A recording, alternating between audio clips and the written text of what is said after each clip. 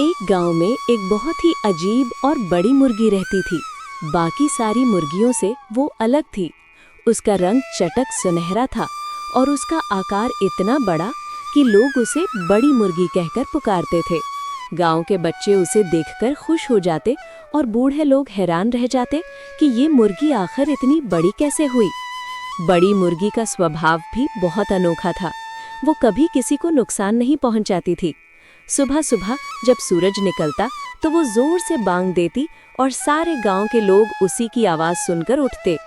धीरे धीरे गांव वालों को ये आदत सी पड़ गई कि वे मुर्गी की बांग के बिना जाग ही नहीं पाते थे। गांव की महिलाएं उसे अपने घर के पास बुलाती और मुर्गी वहां जाकर चावल के दाने चुग लेती। लेकिन मजेदार बात ये थी कि बड़ी मुर्गी कभी किसी के घर का अनाज बर्बाद नहीं करती थी। वो बस उतना ही खाती जितनी उसे जरूरत होती।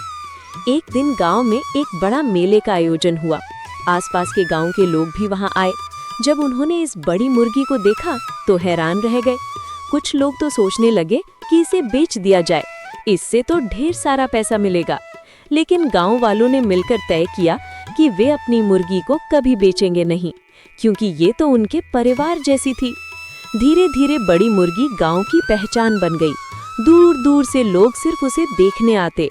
बच्चे उसके पास खेलते और वो उन्हें बिल्कुल नुकसान नहीं पहुंचाती। मुर्गी जब भी अंडे देती, वे अंडे भी साधारण अंडों से कहीं बड़े और पोषक होते। इस तरह बड़ी मुर्गी ने गांव के जीवन को बदल दिया। उसने लोगों को ये सिखाया कि लालच छोड़कर यदि हम किसी जीव से प्यार करें तो वो भी बदले में हमें अनोखा उपहार देता है। गांव वाले हमेशा उसकी देखभाल करते रहे और बड़ी मुर्गी उनके साथ जीवन भर खुश रही।